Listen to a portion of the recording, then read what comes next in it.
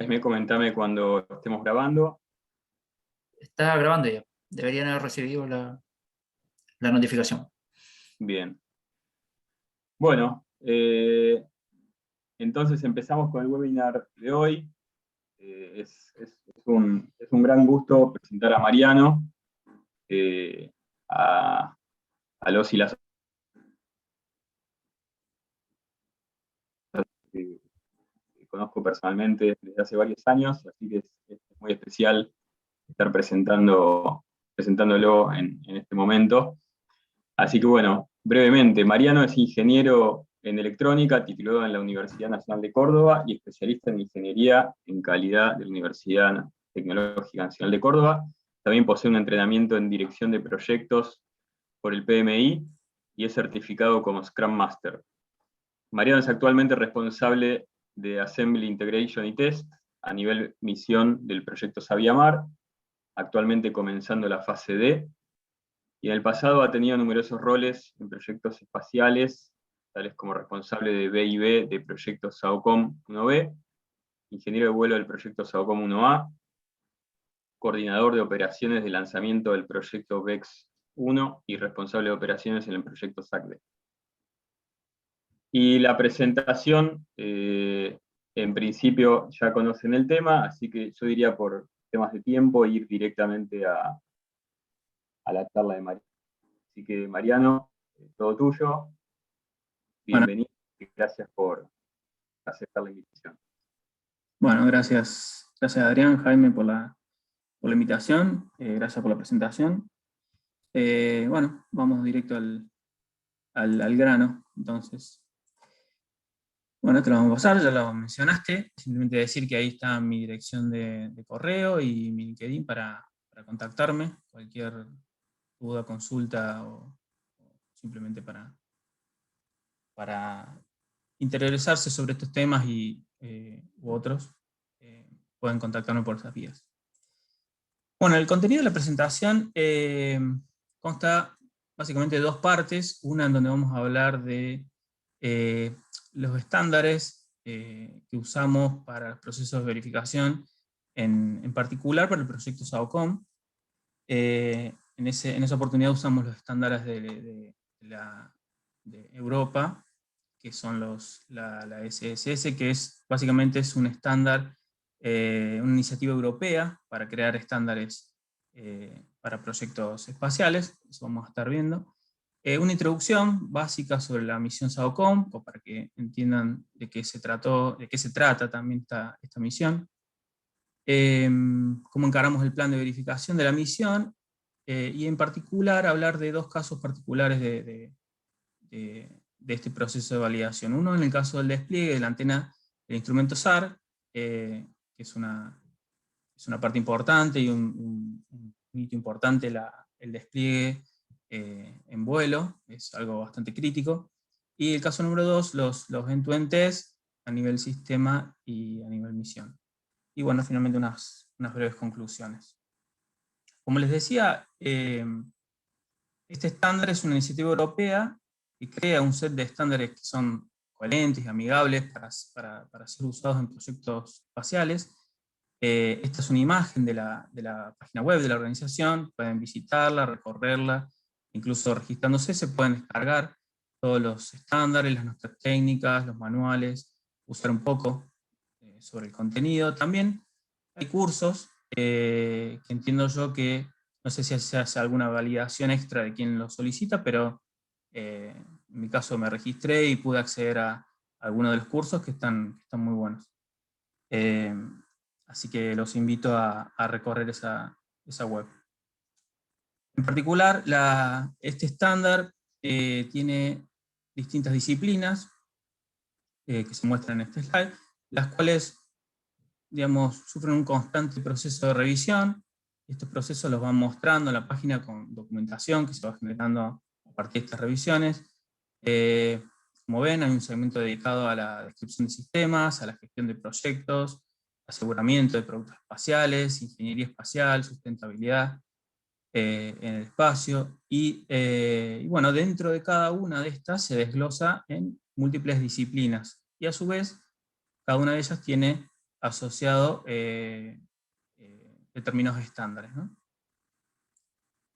En particular, lo que nos trae a este webinar es un poco ver una parte de esta disciplina, que es la de ingeniería espacial, y en particular la ingeniería de sistemas. Tenemos también disciplinas como la ingeniería electrónica o eléctrica, la mecánica, la de software, comunicaciones, la parte de control, y la parte de segmento de tierra y operaciones. En nuestro caso nos vamos a centrar en la disciplina de ingeniería de sistemas, y más que nada en esos 3 estándares, aunque también tienen vinculación con otros. Ya vamos a ver en detalle cuáles son las referencias que hacen en los estándares de verificación. El estándar, en nuestro caso estamos centrados, como dije, en el proceso de verificación, el cual tiene este estándar específico que estamos mostrando en el lado izquierdo. A su vez, este hace referencia y utiliza otros estándares que tienen que ver con requerimientos, con testing, con la planificación y la implementación de proyectos, con un sistema de control de no conformidades, aseguramiento de la calidad, entre otros, ¿no? Pero además, el estándar provee manuales, manuales que dan lineamientos generales sobre cómo implementar o llevar a cabo esos estándares en la realidad, ¿no? Es una descripción y recomendaciones de cómo organizar y realizar el trabajo específicamente para la norma de verificación.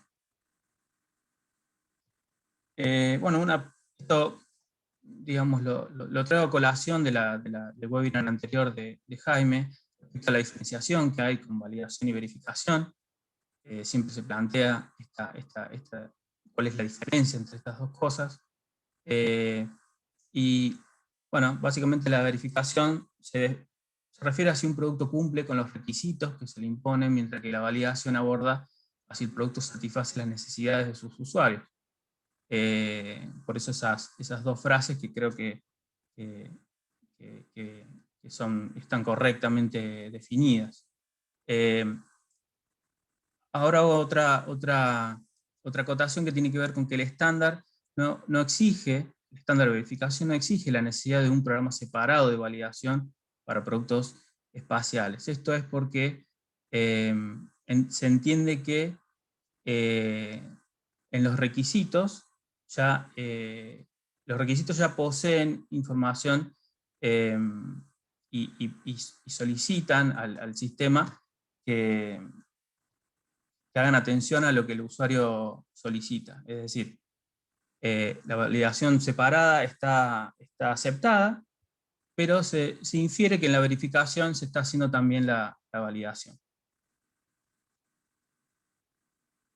Bueno, en cuanto a la planificación de la verificación, el manual nos plantea una estrategia para la planificación del proceso. Después, la norma nos dice específicamente qué es lo que tenemos que definir, y en este sentido el manual es más, digamos, user-friendly, en el sentido de que nos orienta de una manera más lógica. Esto nos plantea que debemos identificar estas 3 cuestiones básicas, ¿no? ¿Cuáles son los productos? Dicho de modo general, producto, ¿no? ¿Cuáles son los requisitos sujetos al proceso de verificación? Y cómo verificarlo, asignándole un método y un determinado nivel de acuerdo a la filosofía de modelos que asuma el proyecto, ¿no? Los modelos son utilizados en las distintas etapas para verificar partes, subsistemas, sistemas tanto de software como de hardware, y en todos los segmentos. En el plan está definido esta filosofía de modelos y planteados los mecanismos de verificación de cada caso. Cuando me refiero a los modelos, estoy hablando de que debemos definir para nuestro proyecto qué modelos voy a tener para poder verificarlos. Es decir, si tengo un modelo de ingeniería, si tengo un simulador, si tengo modelos de calificación, si tengo modelos, el modelo de vuelo, si tengo un denominado prototipo, y después un modelo de vuelo, como en el caso de SAOCOM. Es decir que, bueno, necesitamos saber qué vamos a verificar, con qué modelo y en qué fase lo haremos. Básicamente son estas tres cuestiones. Bueno, respecto a los métodos de verificación, bueno, no es distinto a lo que plantea INCOSE en este sentido. La filosofía es la misma. A partir de requerimientos de las necesidades de los usuarios y los stakeholders, tenemos requerimientos a ser verificados. Esos requerimientos a ser verificados nos permiten generar un plan de verificación de esos requerimientos. Este plan de verificación está muy ligado al plan de integración y test. De hecho, la norma indica que está permitido unificar estos dos planes en uno solo. Y en definitiva, bueno, tenemos los cuatro métodos de verificación tradicionales, que es por test, por análisis, por revisión de diseño o por inspección. Cada uno de estos métodos tiene a su vez asociado algunos eventos y documentación que están referenciados ahí. En el caso, por ejemplo, de los tests, se requiere a partir de los planes tener las especificaciones de los tests, tener los procedimientos de los tests, y luego de la ejecución, los reportes de los tests. En el caso de que haya más de un método de verificación para un requerimiento, la norma permite volver a iniciar este ciclo, en el caso de que todavía no se cumpla el requerimiento, y en todo caso si ya se cumplió,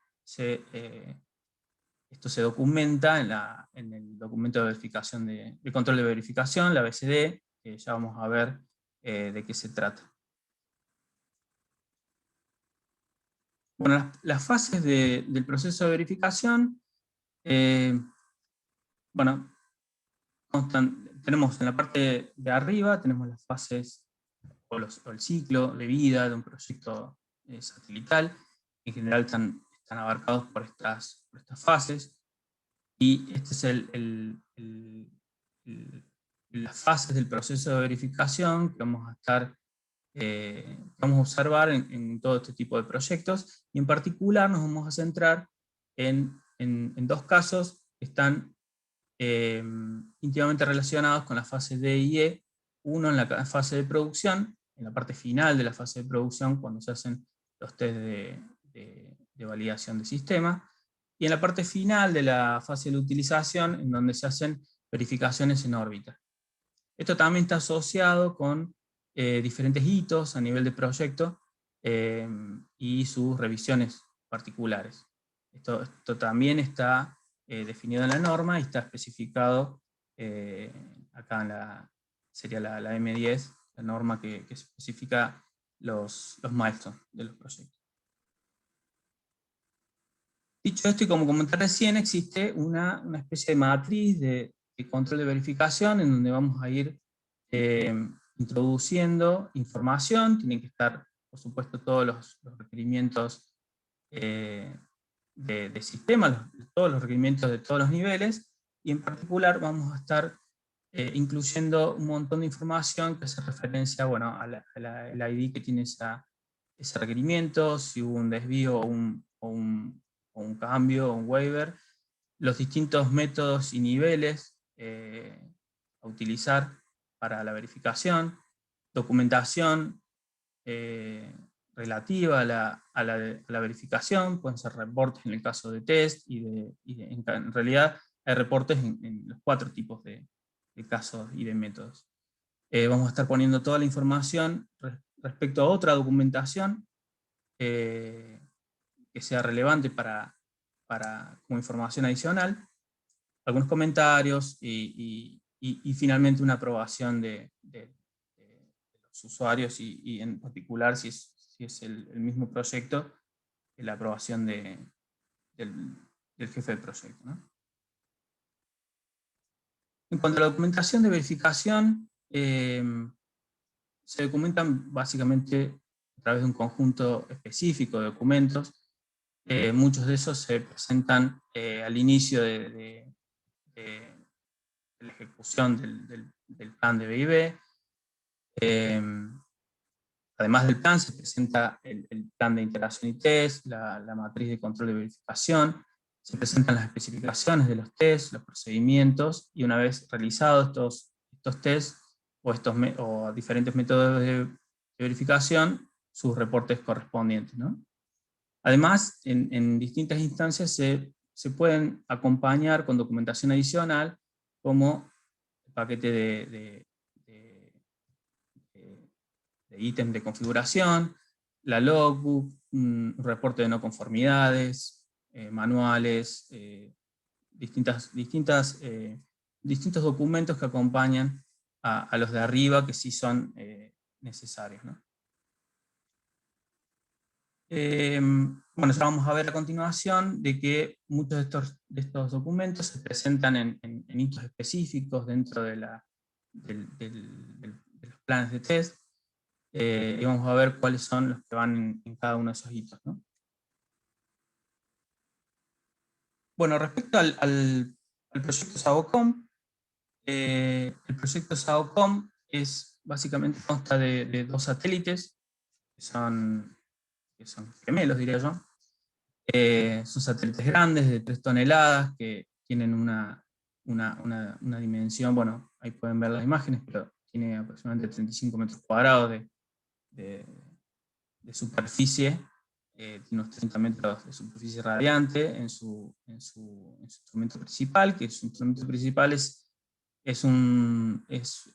denomina SAR, es un radar de apertura sintética, y la imagen de la derecha lo que intenta mostrar es cómo el satélite, en la medida que avanza en su órbita, va tomando y haciendo adquisiciones. Esas adquisiciones, el satélite toma, esas adquisiciones se hacen muchas por minuto, y esas adquisiciones ese eco de esas señales son recibidas por el satélite, almacenadas y posteriormente descargadas a tierra para ser procesadas. La ventaja de este tipo de satélites, y particular de este tipo de tecnología SAR, es que pueden tomar imágenes tanto de día como de noche, y no importa si hay nubosidad o distintos factores climáticos, las adquisiciones se pueden realizar igualmente. Bueno, ¿para qué desarrollamos esta misión? ¿Cuáles son los objetivos? Bueno, básicamente satisfacer necesidades de distintos usuarios de sectores estratégicos, y promover la información espacial según lo provisto por el Plan Espacial Nacional. Hace foco en particular esta misión en 3 áreas específicas: una es la agricultura, otra es la hidrología y otra es las emergencias. En el caso de la agricultura, un dato muy relevante es la humedad del suelo. En el caso de hidrología, bueno, todo lo que tiene que ver con ríos y humedales, etc. Y en el caso de emergencias, desplazamientos terrestres, pero yo estoy mencionando simplemente algunas de las aplicaciones, existen muchísimas más, pero bueno, estas son las principales y las que más aplicaciones tienen. Y el segundo objetivo es integrarse operativamente al sistema italo-argentino para la gestión de emergencias, denominado SIAGE. Está compuesto por estos 2 satélites SAOCOM, y además por la constelación de los Cosmos Skymet, que son otros 4 satélites, esto en común acuerdo con la agencia italiana. Ahí figura ahí abajo un documental sobre la misión, que es muy interesante, como para que luego entren y lo puedan ver. Hablando un poco y rápidamente sobre la arquitectura del sistema SAOCOM, tenemos que básicamente está distribuido en segmentos. Estos segmentos, respetando la lógica que plantea el estándar, tenemos un segmento de vuelo, un segmento de tierra y un segmento denominado ILSANOPS, que incluye todo lo que es infraestructura, el soporte logístico, y incluye las operaciones. El segmento de vuelo contiene, bueno, los 2 satélites, lo componen también los lanzadores, y todo el equipo de soporte, y además la constelación de GPS como soporte externo a ser utilizado. En el caso del segmento terreno tiene bueno, muchos sistemas y unidades, que aquí solo se muestran algunos, pero se pueden mencionar principalmente el MOC, que es el Mission Operations Center, las estaciones, tenemos propias y externas, con sus interfaces, los sistemas que dan soporte al instrumento SAR, incluyendo lo que es calibración y mantenimiento. También dispone de servicios de dinámica orbital, que no solo provee información vital para el día a día de las operaciones, sino que también se vincula con un servicio externo, en donde de alguna manera se previene la colisión con desechos espaciales u otros satélites. El segmento del ILSANOP está embebido dentro de lo que es Ground Segment, y opera todo lo que es la infraestructura y usando todos sus sistemas. Bien, la idea no es entrar mucho en los requerimientos, pero simplemente mostrar que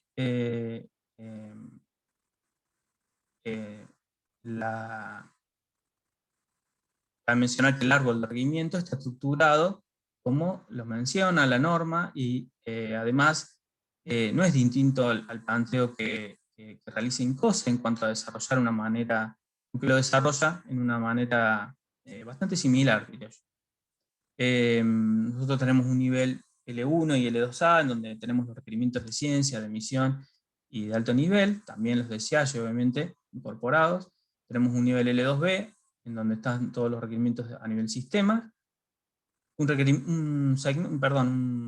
nivel L3A, en donde todos estos requerimientos a nivel sistema se bajan y se dividen en función de los segmentos, segmento de vuelo, de ILSANOPS y Ground Segment, y a su vez unos requerimientos nivel L3B que desglosan estos L3A según también estos segmentos. También hay requerimientos L4 y en algún sistema, y en algún caso L5, no viene el caso plantearlos acá, pero uno puede seguir bajando de nivel según se requiera, ¿no?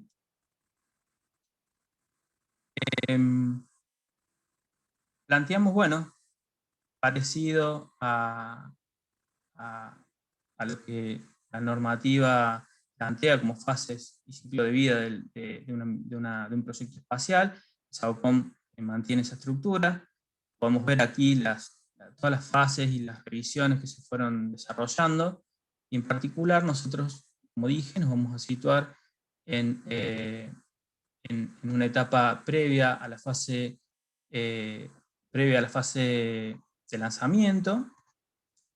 En el caso, aquí abajo tenemos lanzamiento del SAOCOM 1A y el SAOCOM 1B. En la etapa previa al lanzamiento vamos a estar verificando los despliegues, y en una etapa casi final, diría yo, entrando en la fase 2, vamos a estar haciendo los test end-to-end de misión. Un poco explotar la última parte, donde tenemos esta última etapa de commissioning. Se la subdivide básicamente en 3 etapas. La primera es donde el satélite se enciende y se hacen las primeras órbitas y se va controlando que el satélite funcione correctamente. En esa etapa, el primer día, se ejecuta el despliegue de la antena SAR, y se hacen un montón de actividades tendientes a verificar que el satélite está funcionando como se esperaba, antes de iniciar todo lo que son los tests ya en órbita. Esta segunda parte consta de todos los ensayos sobre el instrumento y sobre la plataforma, y después una tanda de test relativos a sistema, ¿no? Como pueden ver en la parte final. En verde están los casos de test que vamos a analizar un poco más en profundidad. La parte de calificación simplemente es un periodo de tiempo en donde se realizan tareas rutinarias en todas estas áreas, y se obtiene básicamente la calificación, y se entrega el proyecto en manos de operaciones. El proyecto dividió el plan de B&B en dos áreas, en dos partes.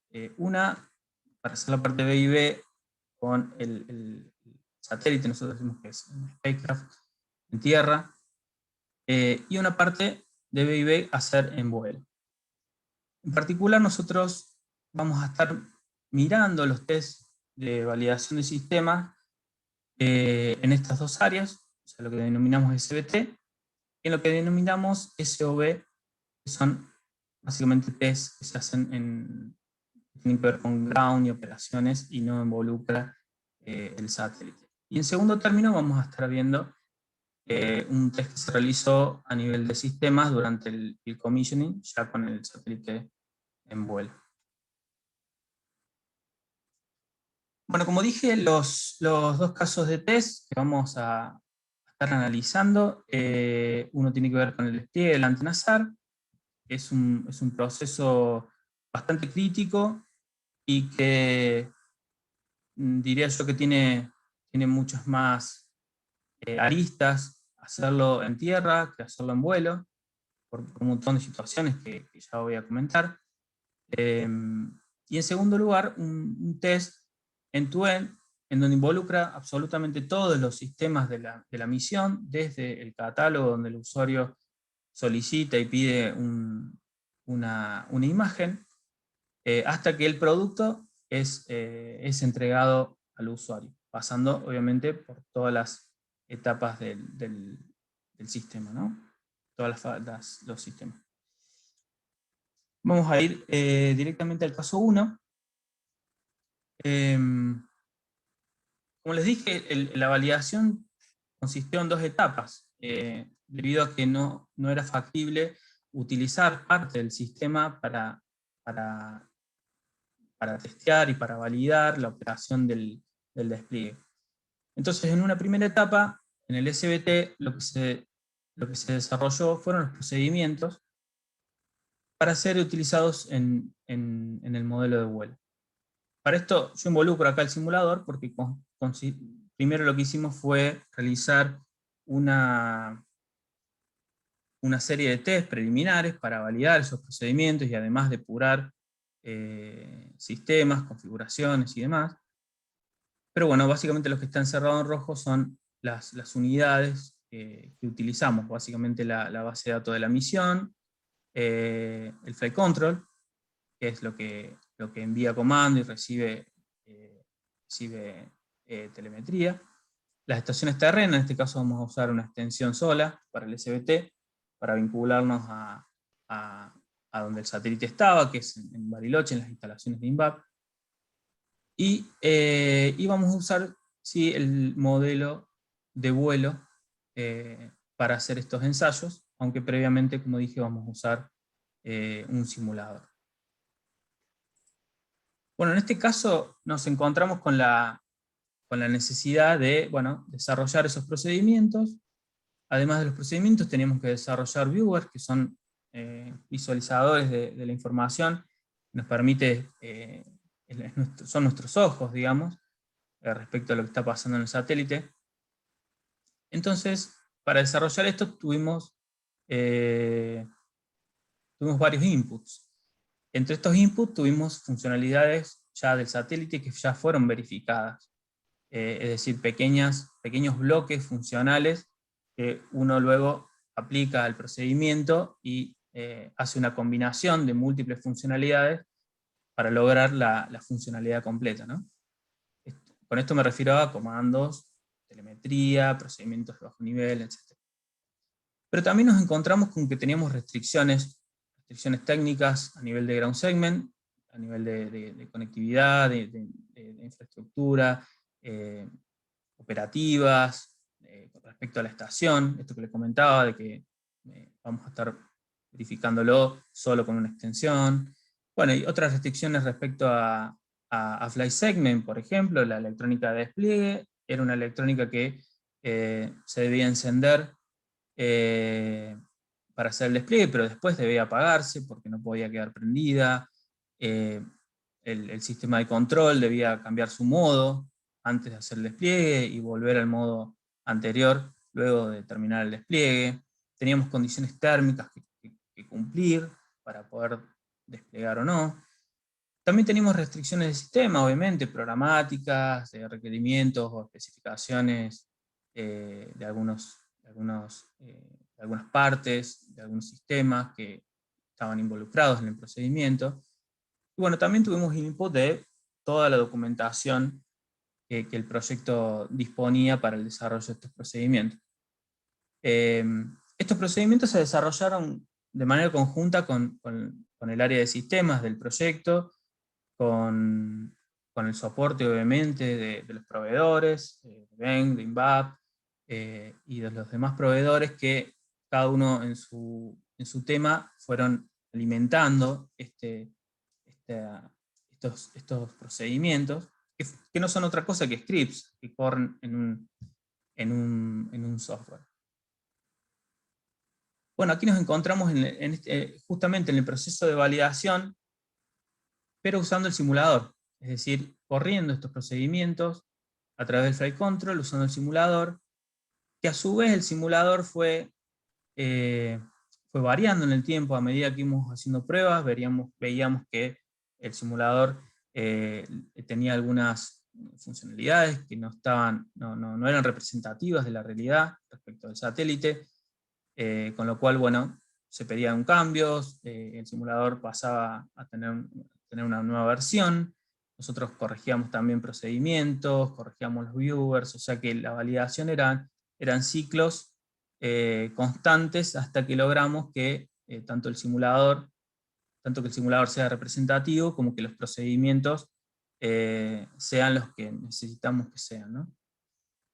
Finalmente, todo este proceso surgen los procedimientos finales, los viewers finales, y además toda una serie de documentación. A finales le pongo siempre el signo de interrogación porque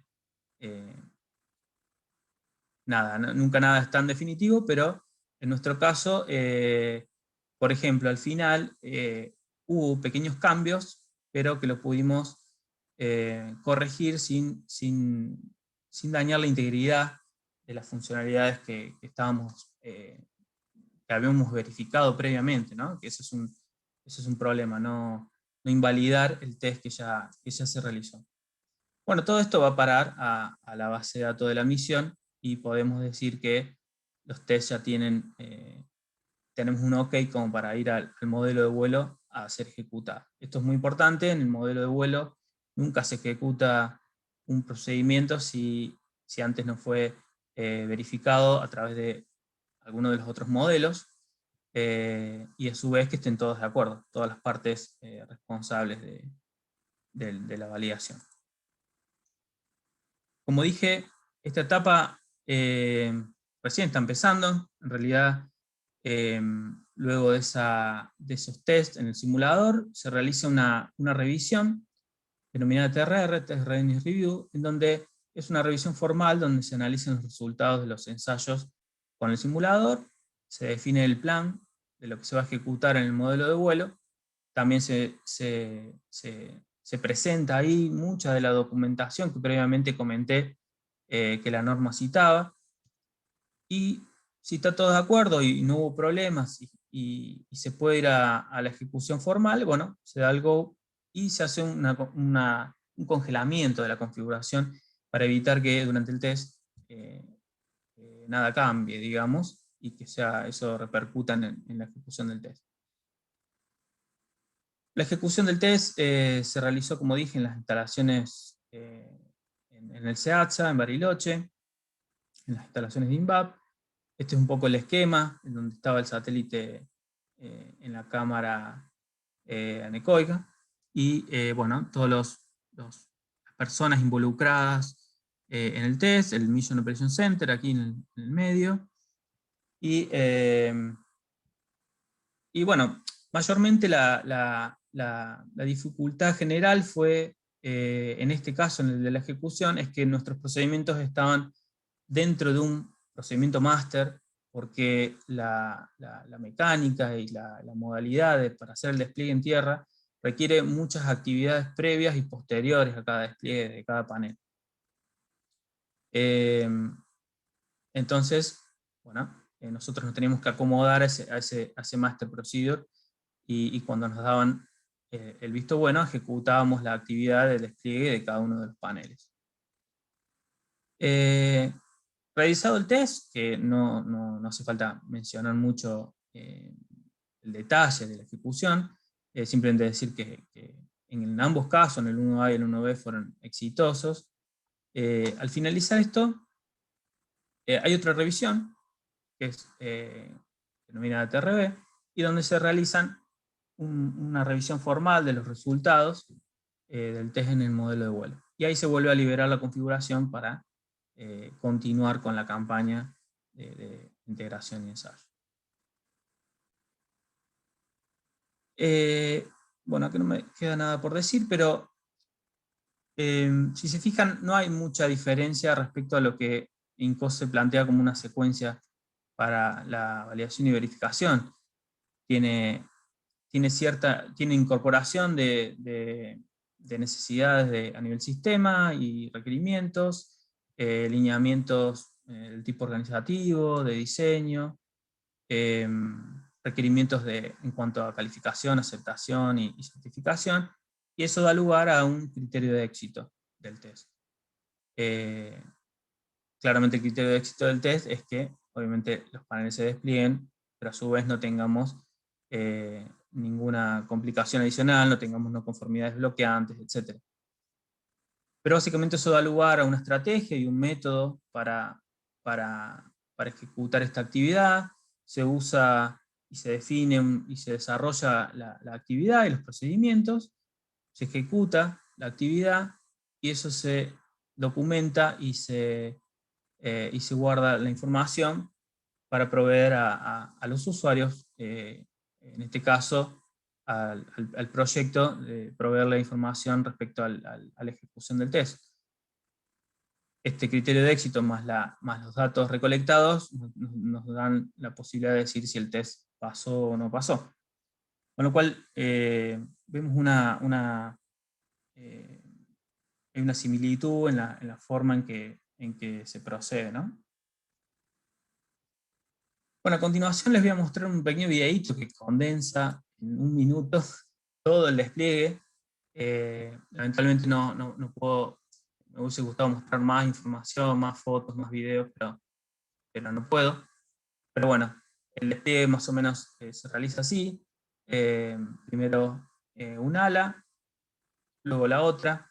En el medio, si se fijan, abajo de cada uno de los paneles se encuentra un sistema de patines. Eso es muy importante, tanto la plataforma, que es muy plana, como los patines, hacen que el satélite, y en particular las dos alas, permanezcan con un 0G, es decir, hacen una fuerza contraria a la gravedad, de forma tal de que no haya daño en ciertas partes mecánicas y no mecánicas, pero que pueden sufrir un daño debido al peso, al gran peso que tienen cada uno de estos paneles.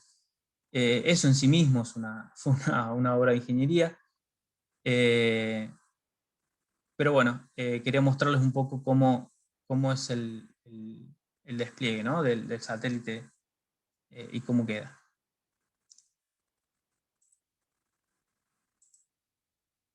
Como les dije, la validación de esto se hizo en 2 etapas. Entonces, la segunda etapa consistía en, ya no usando el modelo de vuelo, sino usando solamente el simulador, ya que habíamos validado previamente de que era representativo. Pudimos validar los otros sistemas involucrados en la operatoria, ¿no? Pudimos hacer la planificación en el planificador de la misión.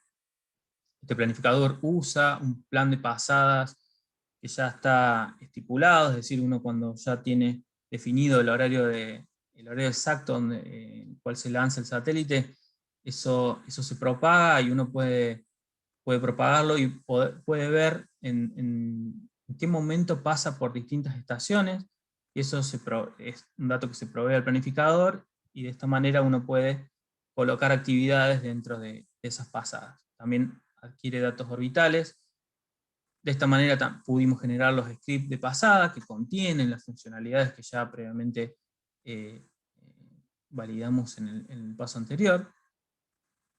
Usamos el mismo flight control. En este caso usamos todas las extensiones del resto de las estaciones, no solo la de Córdoba en el CBT, sino que usamos la de Tierra del Fuego, que también es nuestra, es argentina, y usamos otras foráneas, digamos. También hicimos postprocesamiento de la información, aunque provenía obviamente de lo que es el simulador. Las diferencias, bueno, las que he comentado, ¿no? Planificar pasadas en tiempos reales, brindadas por COTS, validar los tiempos de las actividades de despliegue, eso es muy importante. Necesitábamos, esto también es una restricción fuerte, necesitamos hacer los despliegues en visibilidad, con lo cual las pasadas que teníamos que utilizar tenían que ser seleccionadas bajo algunos criterios. Teníamos que corroborar que el tiempo de despliegue entrara en esas pasadas. Bueno, adicionalmente, como dije, utilizamos las extensiones de todas las estaciones terrenas, que son extensiones reales, y validamos en general la lógica del script de pasada, ¿no?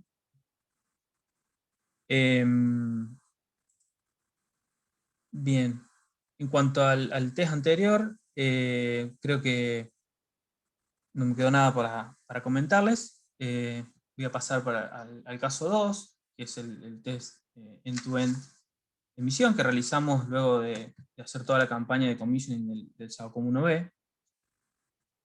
Este caso en particular, como les dije al principio, involucra absolutamente todas las partes del sistema SAOCOM. Nosotros en este test nos proponíamos, como usuarios formales del sistema, entrar al catálogo, hacer pedidos de adquisiciones.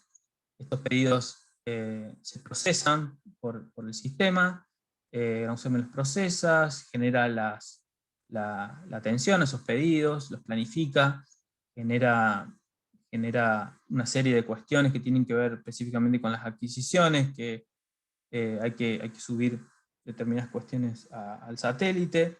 Bueno, de todo eso se encarga el equipo de operaciones y los sistemas de operaciones.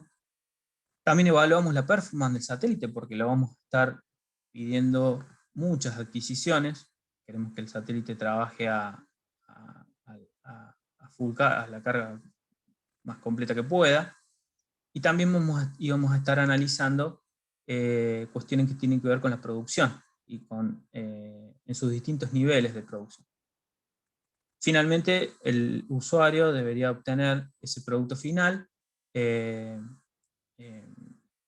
y una cuestión muy importante, y por eso lo dejé reflejado en el gráfico abajo, es el tiempo de respuesta del sistema. O sea, es muy importante que el usuario obtenga ese producto en tiempo y forma. Y esos tiempos son requerimientos muy fuertes de la misión, con lo cual básicamente nuestro test apuntaba mayormente a cumplir esos requerimientos de tiempo. En cuanto a los requisitos, la idea no es especificar o hablar mucho de los requerimientos, simplemente mencionar que cuando uno tiene un set de requerimientos de este tipo, una de las prácticas que se realizan es generar casos de test. Estos casos de test tienen que cubrir esos requerimientos y de esta manera poder así verificarlos, ¿no? Entonces, bueno, en este caso hubo 6 casos de test que cumplían y podían verificar todo ese set de requerimientos respecto a la performance y a ciertas funcionalidades del sistema. Bueno, cuando planteamos el test, se plantean, bueno, todos los hitos que habíamos visto en el caso anterior, la TRR, donde se presentan todos los el control de configuración y cómo está la verificación de todos los sistemas involucrados. Antes también se realizó ciertos tests que nos permiten asegurar que esto se va a poder hacer con el modelo de vuelo, que ya está volando, digamos, dicho sea de paso.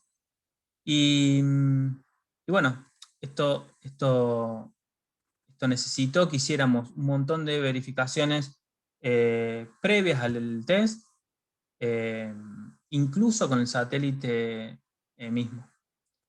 Obviamente este test es de largo aliento, son 16 días, en el caso de las verificaciones esas puntuales los hacíamos más cortos, simplemente era para verificar que todo lo que estábamos generando se hacía de la manera correcta, ¿no? Como le dije, es un test bastante largo, son 16 días en donde el satélite está adquiriendo básicamente todo el día, y en periodos cortos, pero básicamente adquiría cierta cantidad de tiempo, dejaba de adquirir, adquiría otra determinada cantidad de tiempo, y así durante 16 días. Es un test bastante fuerte.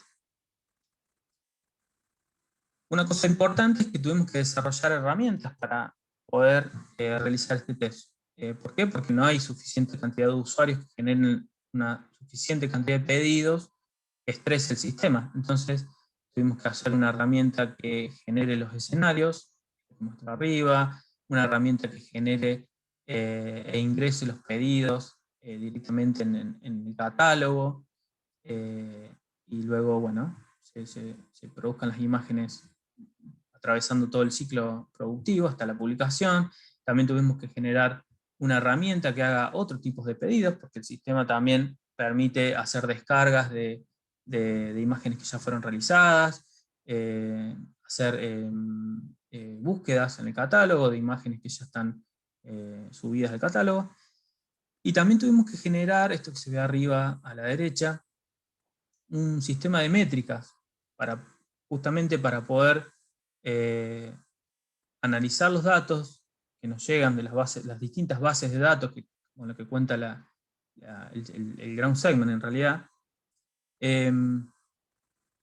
Esa información es colectada, se preprocesa y se muestra. Nosotros usamos Grafana para hacer nuestros visualizadores, pero bueno, esta era nuestra forma de poder visualizar la información. Todos estos sistemas tuvieron que ser validados previamente, o sea que cada uno de estos sistemas tuvieron su etapa de ser integradas dentro de ground segment, ser testeadas y validadas, y esa validación se hizo contra datos que provenían de otras fuentes complementarias, ¿no? La mayor validación fue hacer estos test cortos con el satélite volando, y con eso digamos, fue la validación final previo al test de largo aliento, ¿no? Esto es algo bastante importante, esto de las herramientas y su integración, test y validación previa, dado que nos pueden estar arrojando datos erróneos o estar produciendo algo en el sistema que no corresponde, ¿no? Bueno, ambos casos tienen un poco de esto, ¿no? De que testeamos el sistema como lo vamos a usar. Y si lo testeamos de determinada manera en tierra, tiene que ser como la forma en que lo vamos a usar en vuelo.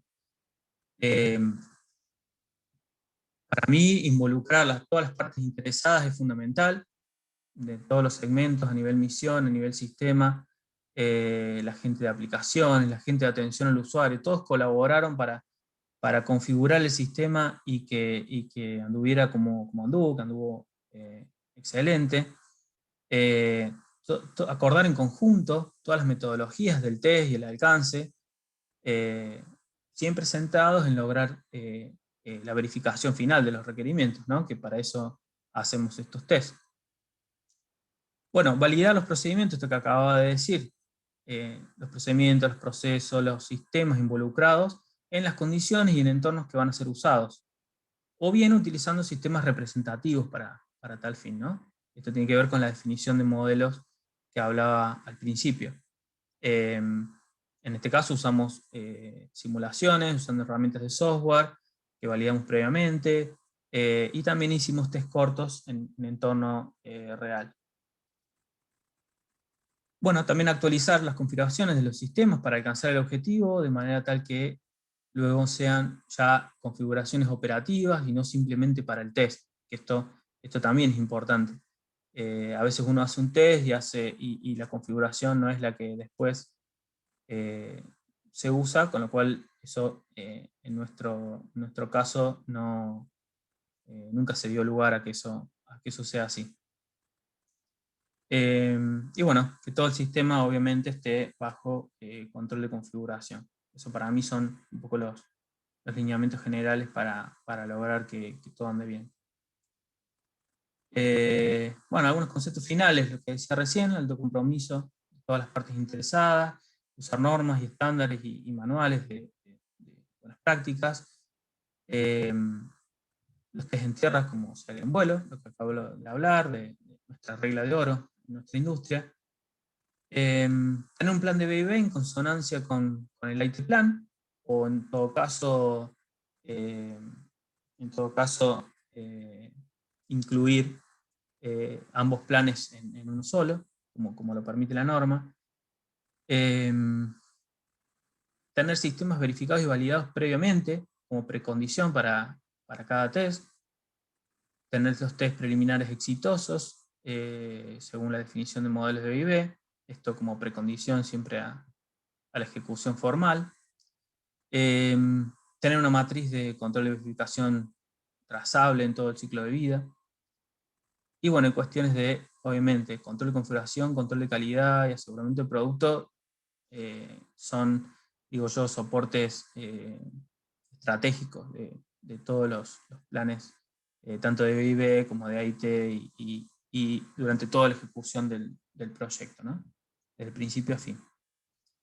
Bueno, esto es un poco, con esto estoy terminando la presentación, espero no haberlos aburrido y aguardo sus preguntas o comentarios.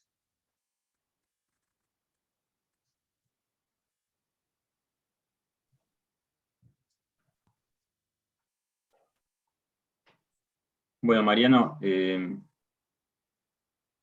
me escucha, ¿no? Sí. Bien, estuve con varios problemas de upgrades y esas cuestiones. Bueno, súper interesante y bueno, en lo personal me hace acordar a varias situaciones que conozco y también participando de SAOCOM desde otro lugar. Así que muchas gracias por la presentación. Y acá en el chat hay algunas preguntas, Sí. hay algunos comentarios. Si les parece, leo un par y bueno, la audiencia, nos vamos a pasar un poquitito de horario, espero que no sea un problema. Entonces, por ejemplo, Alder, bueno, después corrige un poquito, así que leo ya la corrección. Alder Pérez dice que en la industria, bueno, de acuerdo a INCOSE, los requisitos del sistema no deberían ser más de, a ver, quizás Alder por chat me corrige, pero no No deberían debería ser ser. mayor a 100, incluso Sí, se incluso dice que 25 es un buen número. Bueno, en la industria sí se parece, no entendemos ese significado, y habla de que promedio de 16.000 requisitos para un controlador electrónico. No sé. Mi pregunta, en la industria espacial, ¿cuántos requisitos en promedio reciben para desarrollar un satélite? Bueno, se cuentan de a miles, pero básicamente los requerimientos bien de alto nivel, los L1A en nuestro caso, son aproximadamente creo que alrededor de los 150 requerimientos. Esos son los requerimientos padre o madre, digamos. Es lo que hay que cumplir respecto de la misión. Después uno los va desagregando según el árbol de requerimientos que quiere elaborar. Nosotros los separamos en sistemas, en segmentos, en partes, después vienen subpartes, y bueno, En realidad hay que desagregar requerimientos hasta que uno se sienta cómodo, que va a poder verificarlos con ese nivel. Si uno no se siente cómodo es porque algo le falta, entonces va a tener que hacer algún nivel más. Pero en industria espacial, la verdad que no tengo el número, pero deben ser varios miles, no sé si 16.000, pero no recuerdo exactamente el número, pero no sé Bien, si contesto un poco la pregunta. ahí quizás Alder responde ahí si está contestada. En principio está más que contestada con los números. Eduardo Ibáñez pregunta si la secuencia de Sí, ensayos ambientales de SAOCOM, eso hablaste un poco, la respuesta sí. es sí, la leemos en voz alta. Si siguen la política de test as you flight y flight as you Sí, test. obviamente Sí, el satélite tiene una envergadura imposible de contener o hacer un TVAC de todo el satélite integrado con los paneles y hacer el despliegue. No no existía esa facilidad para hacerlo. Eh, eh, por lo tanto, sí es una desviación de esa regla, si se quiere, pero se tuvieron en cuenta se hicieron un montón de cosas para que el satélite estuviera en las mejores condiciones posibles, las más próximas que se pueda a una condición real. En el caso del ambiente térmico era temperatura ambiente, pero no había restricciones térmicas, por ejemplo, para hacer el ensayo. Tiene una amplitud térmica tanto para temperaturas altas como bajas, eh, eh, entonces no necesitamos tener una condición específica térmica. Y bueno, se implementó este sistema de patines para el 0G, eh, y bueno, sí se puede tomar como que hubo pequeñas desviaciones como esta, pero no contábamos con la facilidad para hacerlo. bien. Bueno, ahí Eduardo agrega desde INVAP, que en Sabiamar gestiona una base de datos de unos 5.000, ¿no? Requerimientos, incluyendo los borrados. Así que ahí Eduardo agrega un dato más, gracias. Y Alder pregunta si estimo que se refiere a cualquiera de los dos, digamos, a cualquiera de las dos misiones, Sabiamar y SAOCOM, si se incluían requisitos de fin de ciclo de vida, como por ejemplo el de Orbit, o Sí, eh, sí, existen requerimientos de ese tipo. eh, y bueno, eso digamos, son especificaciones, en el caso del de Orbit, que se cubrirán al fin de ciclo de vida. Los satélites estos tienen 5 años de vida útil, esperamos que duren más, pero si hay que decomisionarlos, hay todo un set de requisitos específicos. En el caso, cabe aclarar que la norma es más abarcativa, porque habla de proyectos espaciales y claramente están involucrados, por ejemplo, los lanzadores, si hay recuperación de alguna carga, ese tipo de cosas, y justamente si hay recuperación de algún sistema espacial que retorna a la Tierra, seguramente tiene requisitos de verificación al respecto, ¿no? Me imagino las primeras etapas de SpaceX retornando a la Tierra, el proceso de verificación que tienen esas etapas una vez que tocan Tierra, ¿no? Eh, como un ejemplo. interesante el ejemplo ese. Debe estar bueno dar con esa información. Sí, no la vas a tener. No, no. Eh, bueno, en principio no hay más preguntas, así que nos A ver, pasamos unos minutos. Sí, eh, alguien, no sé capaz si que la alguien habló. dijiste. No, sí, no, sí la respondimos. Sabiamar, bueno, si están en 5.000, nosotros, no sé, en Saucom, pues seguramente es un poquito más. Eh, siempre la cantidad influye en la capacidad que tenés para gestionarlos, ¿no? Pero como dije antes, cuando armas requerimientos me parece que lo importante es sentirse cómodo de que esas verificaciones son suficientes para tener datos y pensar que el sistema cumple con lo que se pide, ¿no? Claro, Si uno no se siente confiado en que eso pasa, es porque seguramente hay algo que no está especificado. claro. O, por ejemplo, uno va a la verificación de una placa electrónica y no sigue bajando a niveles de requerimientos de componentes. Se supone que los componentes ya vienen calificados, etc. Entonces uno no le añade requerimientos a partes calificadas. Estoy dando ejemplos como Claro. para graficar el tema. Bien, queda una última pregunta y ya estamos bastante pasados de tiempo. Daniel Oliva pregunta, ¿qué herramienta informática usaron para gestionar los requerimientos? Bien. Una muy buena En el pregunta. caso de SAOCOM se usó DORS para gestionar Bien, los requerimientos. Y ahí se mantenían las distintas BCDs, digamos. bien. Bueno, si les parece vamos cerrando. Así que Mariano... Quedo abierto a cualquier consulta, requerimientos de información o algún documento que le pueda brindar. Con gusto lo haré, tienen mi mail en la presentación y pueden en LinkedIn también contactarme. Así que nada, un gusto, espero no...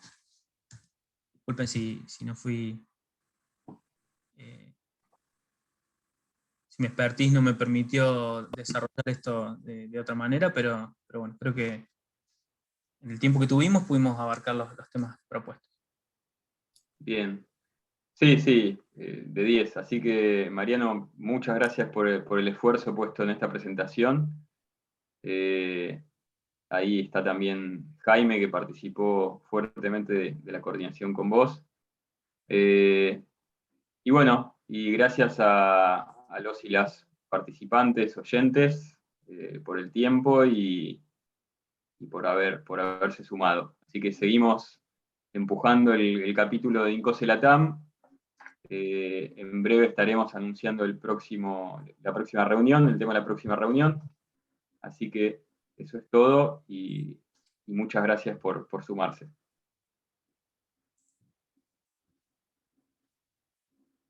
Bueno, gracias a todos. Mariana, suerte, nos vemos por ahí.